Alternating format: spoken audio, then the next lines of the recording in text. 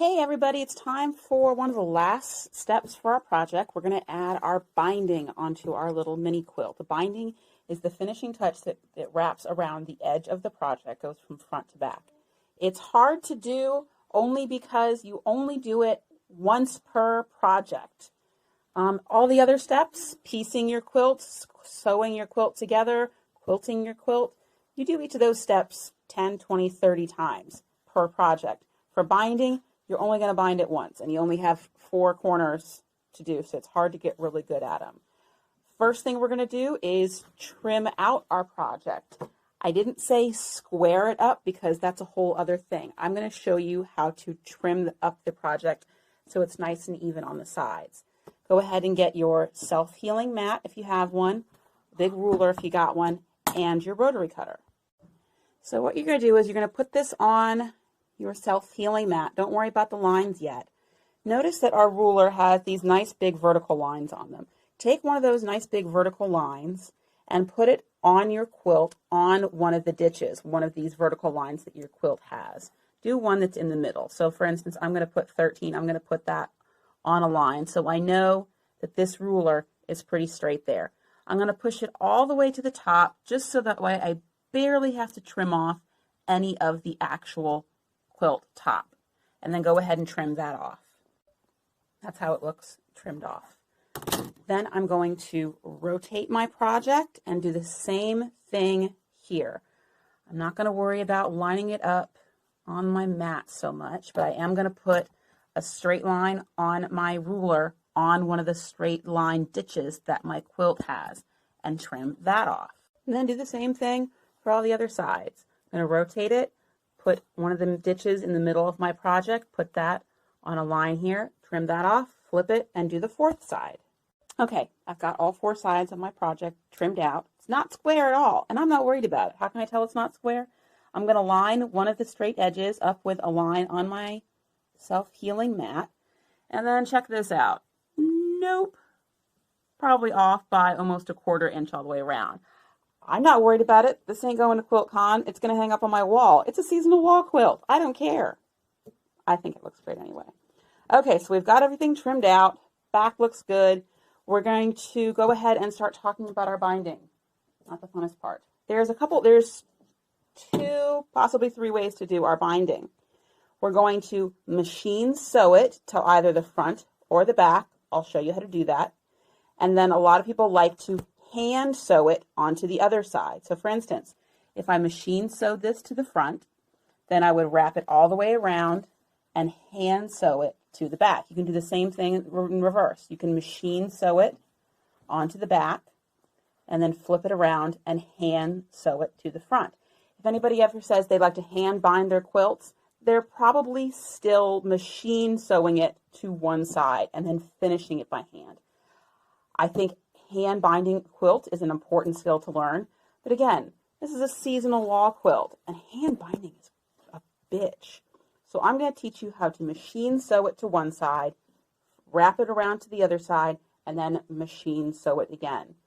Because this project is, again, a seasonal wall quilt, we're not going to worry about the back so much. In theory, it's going to be up against a wall. It might be turned into a pillow, and then you still wouldn't even see it.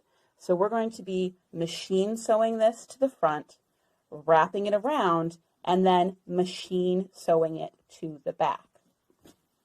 Everybody go get their binding. Go ahead and turn an iron on. And if you have any sewing clips, go get those. Let's talk about some different kinds of quilt binding. You can buy this stuff pre-made. This is sold as bias tape. The difference between bias tape and quilt binding isn't a whole lot for what we're doing. Bias tape, when it's sold or when you make bias tape, it's called that because it's cut on the bias. It has to do with the grain of the fabric. Let's see, it's great for doing things when you have to worry about curves, like say the edge of a shirt, collar of a shirt, things like that. Because we're just doing straight lines on our quilt, I did not cut this at a bias, but if you wanted to, you can buy the stuff pre-made. It's shaped pretty much the same way. It's double fold, which means it's folded once in half, and then the sides are folded in again. So you can buy the stuff pre-made, but it mostly comes in solids. We wanted to do something that matched, so I gave everybody a red polka dot. let's look at our binding. It is double fold, which means it's folded in half once, and then the edges are folded in again. Notice it's got 3 fold lines. Center, left, and right. If we sew this on correctly, what we're going to be doing is we're going to be lining up the edge of our project with the edge of our binding.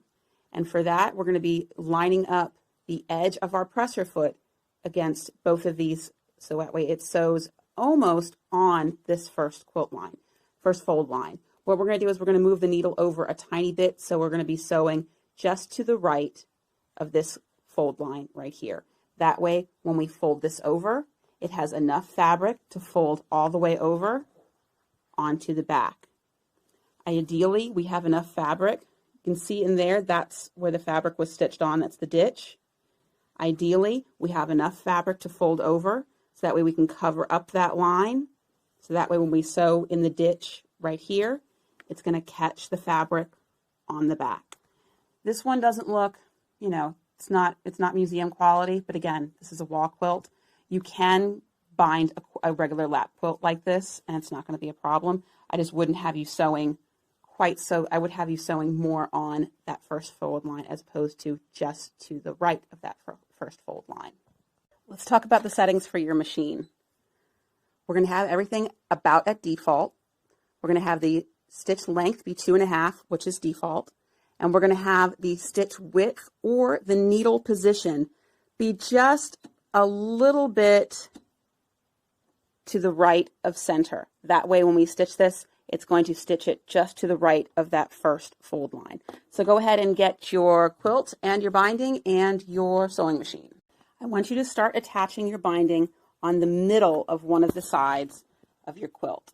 And I want you to leave 4 or 5 inches of binding not attached. Just let that be flapping in the breeze. On my machine, when I'm using my regular foot, I'm actually putting the needle position or the stitch width at 2.5. What I want you to do, you can see the first fold line is right about there. I'll draw it for you so you guys can see it better. That is where my first fold line is. I want to be sewing just to the right of it, just by a little tiny bit, so that way we have enough fabric to fold over onto the back. And that'll make more sense once we get to that step. So go ahead and move your needle left and right until you get into a position that you're happy with. Again, just a little bit to the right of that first fold line. And go ahead and start sewing. We're not going to clip anything down because this is a pretty fluid project.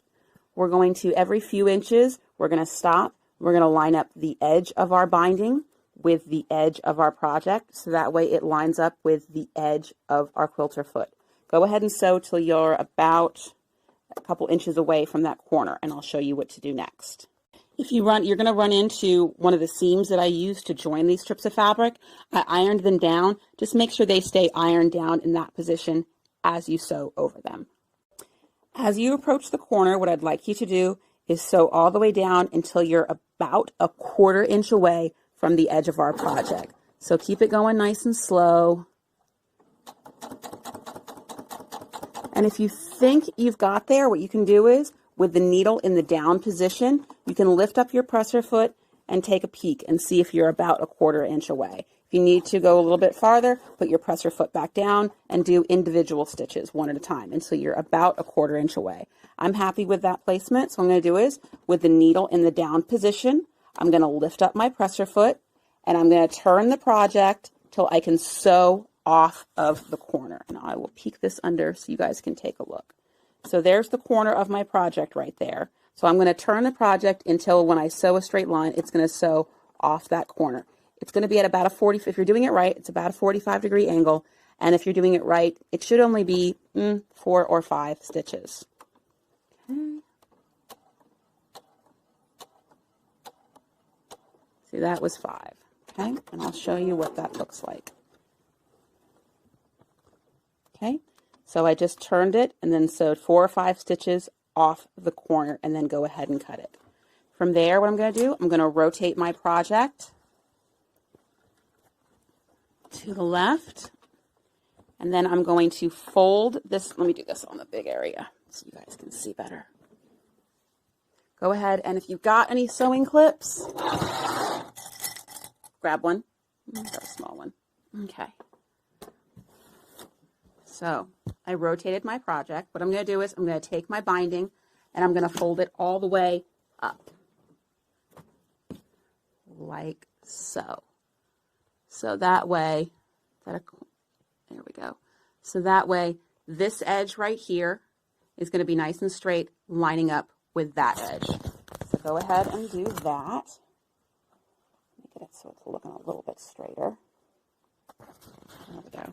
So you can see that this edge up here is in line with this edge, and you're going to press that down a bit, and then you're going to fold it back down over itself. So that way now this edge is again lined up with that, and it's got a nice little fold at the top. And put a clip on that so it holds it into place. What you've done is you've made a little wing right there. Again, you'd fold it all the way up, so that way this edge right here and your binding fabric are nice and straight, and then fold it back down on itself to create this little wing. This little wing, after we sew it on and reverse and we turn it over to the back, it's going to make our nice mitered little corner there. Very nice looking. You're going to start just on your project, lining up the edge of the project with the binding, with the edge of your presser foot, and you're going to sew all the way back down and do the same thing for that corner. You're going to stop about 1/4 inch away, rotate the project a little bit so you can sew off that corner. Ready for my next corner. I've sewn down till I'm about 1/4 inch away. I can lift up my presser foot with the needle in the down position to check to make sure. Yep, about 1/4 inch away. With the needle in the down position and your presser foot up, I'm going to rotate my project till I can sew off that corner at about a 45 degree angle, and it should only be 4 or 5 stitches. And then cut. So it looks like that. From there, I'll show you this a couple more times. We're going to rotate our project to the left. You're going to take the binding and you're going to fold it all the way up and fold a little wing there. And you want this edge of the binding to be going the same way as the edge of our quilt. From there, you're going to fold it back down on itself, again, lining up the edge of our binding with the edge of our project, and put a clip on there.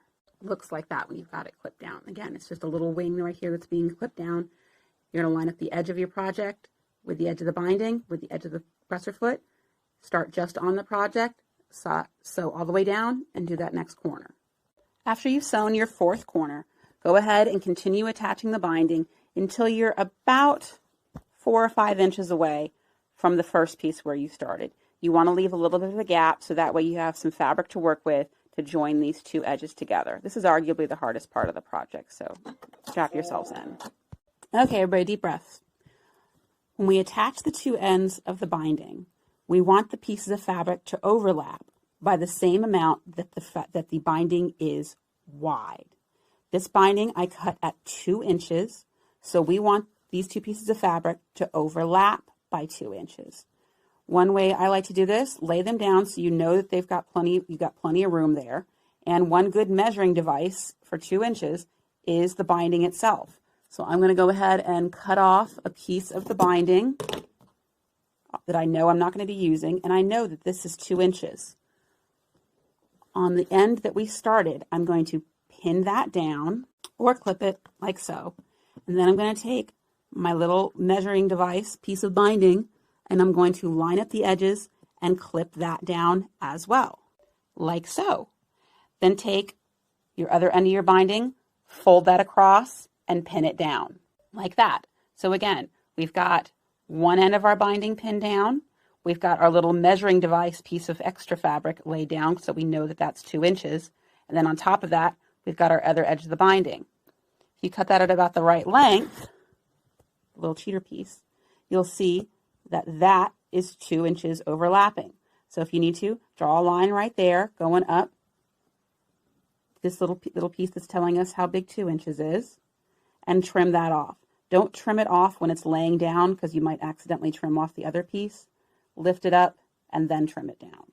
What I like to do is go ahead and draw a line at the bottom and then peeking up here, draw a line at the top so I know where to cut. So I've got our two pieces. I'm going to take the left side of it and I'm going to fold that up so it lays up there like that, or rather a little closer down here. Then I'm going to take this side and I'm going to line this edge right here with the top edge of our binding right here. Okay, so it looks like that. Again, this is the edge of the binding on that side, which is now lined up with the top part of this. I'll include some videos that do a better job at this. In order to get these two pieces to meet like that, you're probably going to want to fold your mini quilt in a bit, manipulate it as much as you need to get it to line up like this. Because what we're going to be doing, we're going to be sewing on a diagonal line to join these two pieces of fabric. So one way you can do that, take your disappearing pen if you got one. I'm going to fold that up. And I can see where this piece of fabric joins that piece of fabric. I'm going to put a little dot at that corner because that's where we're going to start. And then we're going to be sewing a diagonal line all the way up at a 45-degree angle to where this corner meets right there. And again, I'll include some better links for videos that can do this. It'd be easier if I had another hand. So I'm putting a little line underneath there so I know that's where I'm going to be sewing. I'm going to be starting, again, you're going to manipulate this a little bit to get there. You're going to be starting at this corner of the binding, sewing across until you get to that line that you made. I folded up the quilt a bit and drawn the line so you can see where I want you guys to sew it. So you're going to start right here at this corner and sew all the way across until you end off of this project. When I say project, I mean the thing that we're sewing this immediate moment. So you're going to start this corner where my thumb is, and you're going to sew all the way off the edge of the binding. You're really going to have to manipulate your quilt to get it to go underneath this. I would like to say it's easier to manipulate a larger quilt, but it's just as much of a pain in the butt. I've got the needle down right there at the top so you can kind of see what we're doing. Make sure that both your pieces of binding are unfolded all the way. If I peek underneath there, you can see it's unfolded all the way. So start up there at the top and you're going to sew all the way down. And if you end at the right point, it's going to be ending the sewing right at the corner right there where I'm pointing, right underneath there. And I'll show you how that looks. Okay, deep breaths, that was tough. So I sewed on that line all the way across. It looked, ugh. It was on the machine like this as I sewed it. And if you did that right, and again, this takes a while to get really good at. If you did that right, this lays now flat on your project. It shouldn't have, if you run your hand across it, it shouldn't have any big bumps. If you need to, in order to manipulate your project enough to sew this, you can take out a few of these stitches that we use to attach the binding in the beginning to our project, just so that way you have more fabric to manipulate and it might make it easier. If you've done that properly, then go ahead and take your scissors and trim off these little corners at about a 1/4 inch away from the line you sewed. So it looks like that.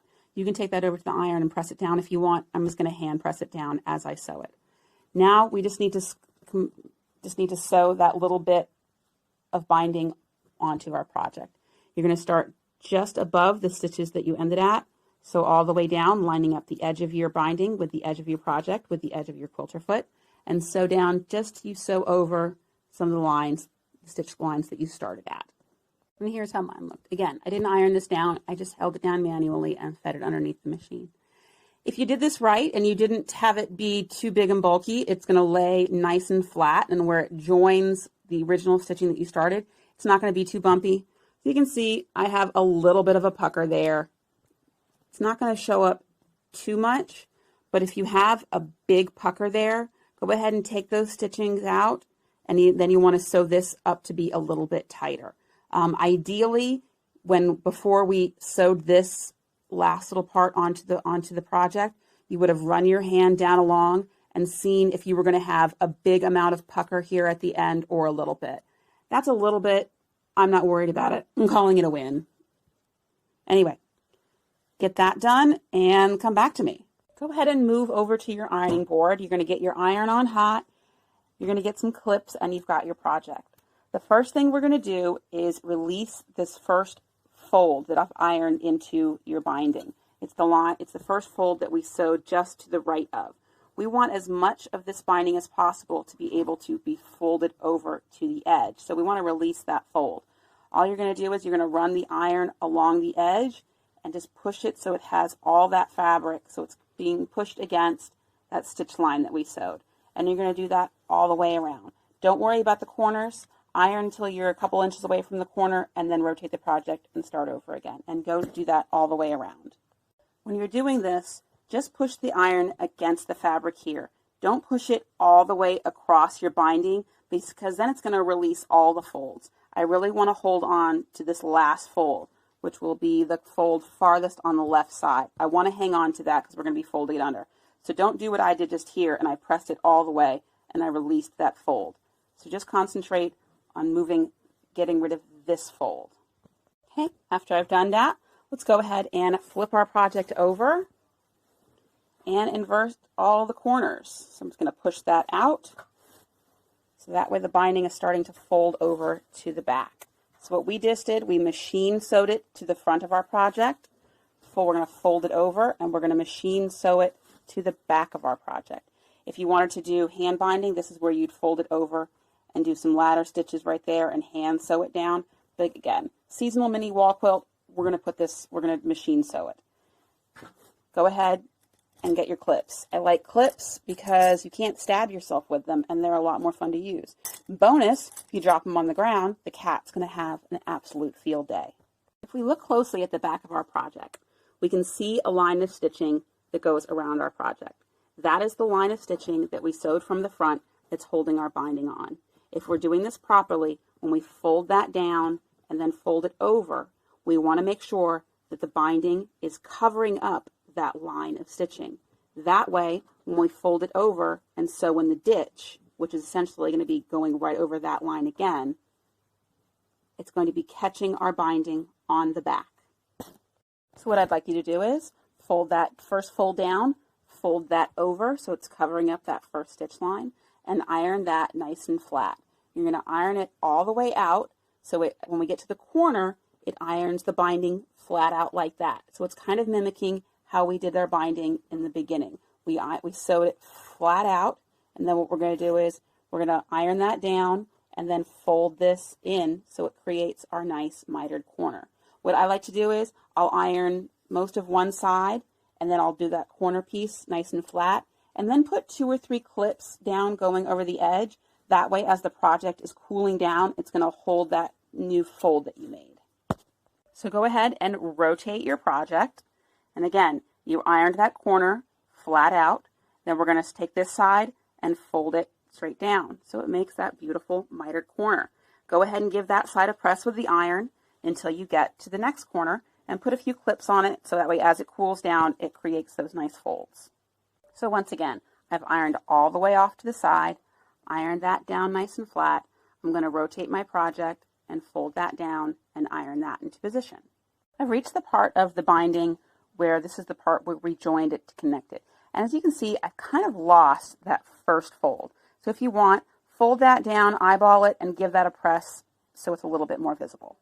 So if we did this properly, the back of our quilt, the corners, should look very similar to how the fronts look if we fold them over. There's our nice mitered core on the front. Another thing you want to check before we start sewing, make sure that our binding is folded over so it covers up that line of stitching we did on the front to attach it. Go ahead and bring this over to your sewing machine. What we're going to be doing to attach the binding to the back is actually sewing from the front of the quilt. We're going to be sewing in the ditch. The ditch, in this case, is where the front of the quilt is lining up with our binding. We're going to be sewing in that little line right there. To do this, set your needle in the middle. For my machine, it's 3.5 for the width. It might also be called needle position 3.5. And then you also want to, if you have a speed control on your machine, set it as slow as you can. This part is not a race. You want to go as slow as you can. That way you keep the stitches in the middle of the stitch. Go ahead and start in the middle of one of the sides, doesn't matter, and just go ahead and start sewing, and I'll show you what to do at the corner. A couple things I'm doing as I'm sewing. I'm making sure that I'm keeping that needle in the middle. I'll go a little bit slower for you guys. Keep that needle in the middle of your presser foot so that way it's easy to line up into that ditch.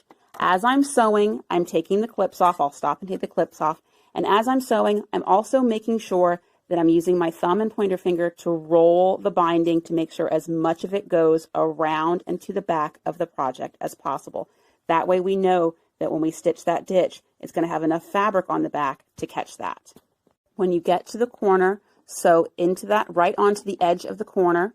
You're going to leave your needle in the down position. You're going to lift up your presser foot and rotate your project. So that way when you start sewing again, it's going to continue right in that ditch. Again, when I get close to this corner, I'm going to sew right into that corner on the ditch. I'm going to leave my needle in the down position and then rotate the project to continue sewing this way. Okay, I finished my last corner and I'm approaching the part where I started stitching. We're not going to do any fancy stitching knots. We're not going to hide any knots like that. What I'm going to do is I'm going to sew until I sew right over the first couple stitches when I started this project. Then what I'm going to do is if you have a backstitch button or a backstitch lever, do 3 or 4 back stitches and then do a couple forward stitches. And that makes a little bit of a knot. If we did this right, when we flip it over, we can see that the stitching that we did has gone all the way through and it's caught the binding on the back. Again, it's not pretty. This ain't show quality, but this is a back of a little wall quilt. Okay, not bad. You think we're done? Nope. Let's go throw it in the washing machine. Modern day fabrics don't bleed too much. Older fabrics did. Some people used to pre-wash all of their fabric. That way it would already be shrunked up a little bit and they could get rid of any excess dye. You don't have to worry about it so much with modern day fabrics, but we're going to take a couple precautions just in case, mostly because we're using reds and whites. You'd also want to worry about this if you were using a lot of whites with fabric with colors like navy or black. Go ahead and invest in a box of color catchers. Tide makes them as well as Shout. Comes in huge boxes, Amazon friendly. Throw one of these in as you're washing it. The first time you want to wash this quilt, don't wash it with anything else. I'm going to throw in a couple of dish towels just to help keep it agitated. We don't need to do a big long cycle. If you don't even really need to do it with any soap if you don't want to. I am going to use some soap just because in a couple places the iron left a couple little marks, but a little bit of soap should take that out, no problem. This is also where you say a little prayer that your quilt doesn't come apart into 1,000 pieces. If your machine has really short settings, mine has a 45-minute setting and a quick 15-minute setting, go ahead and do it on those. Wash it on cold. We don't need to shrink anything up excessively. But okay, see you after the wash cycle. Okay, moment of truth. Sopping wet, but not in a million pieces. Go ahead and throw this in the dryer, maybe with a couple towels or something, nothing heavy, and tumble dry until it's just about all the way dried. And after one time through the dryer, looks pretty good. All the stitching held together, binding stayed on, and it's got a nice little crinkly effect. I love how it washes, how the quilting looks, how it's crinkled up a bit. I love the quilting. I'm very happy with that. A couple notes on machine washing and machine drying. Because we machine pieced this, and because we machine quilted it, and because we machine binded it, don't be afraid about throwing it in your washer and in your dryer. Just don't throw jeans or anything like that with buckles or anything like that in there. If you want to, hit it with an iron so it lays a little bit flatter. If you don't love the crinkly look, and stick it up on the wall. Great job, everybody. Thanks a bunch for buying the kit and sewing along with me.